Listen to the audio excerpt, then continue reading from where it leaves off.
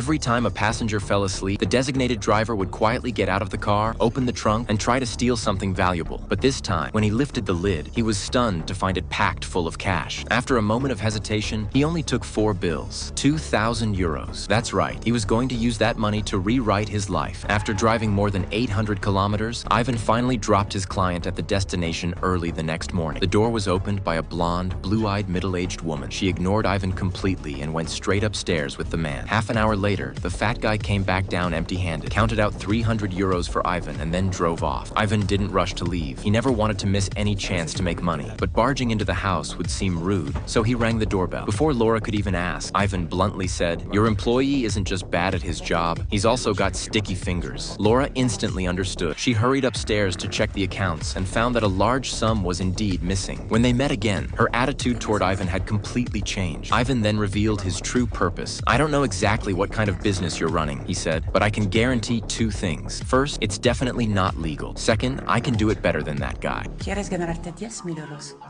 Claro.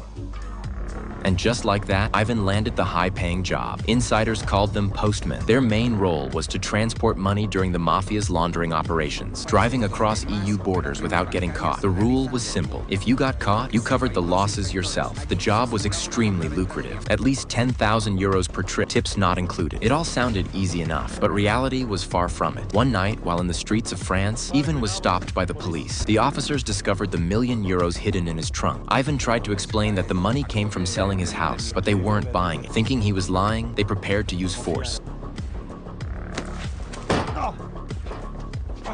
But Ivan was born for this game. Knowing they had no real evidence, he calmly pulled out his phone and threatened to call the consulate, turning the whole thing into an international incident. The officers didn't want the trouble and let him go. When Ivan reported back, he was stunned to learn that those 2 police officers were actually sent by the organization. It had been a test of his composure and resourcefulness. The boss was very pleased. Ivan not only secured a long-term deal, but also got his pay doubled. From then on, Ivan was at the top of his game. Endless money, and Laura completely under his control. But as the saying goes, you walk by the river long enough, your shoes will get wet. Not long after, Laura came to him with a tricky problem. She said a local councilman had started investigating their company and told Ivan not to look back because that man was sitting right behind them. The clues were vague. All they knew was that the councilman stayed in that hotel every Friday night. The rest was up to Ivan. He knew this could be his big break and agreed without hesitation. As Ivan was thinking over his plan, the councilman suddenly appeared on the TV, and the woman beside him wasn't the same one from the hotel. Clearly, the guy had a messy private life. That was the weak spot Ivan needed. After several days of staking out the place, Ivan finally caught his target. He planned to sneak into the man's room while he went down for dinner and plant a hidden camera, but was caught red-handed by the security guard. Luckily,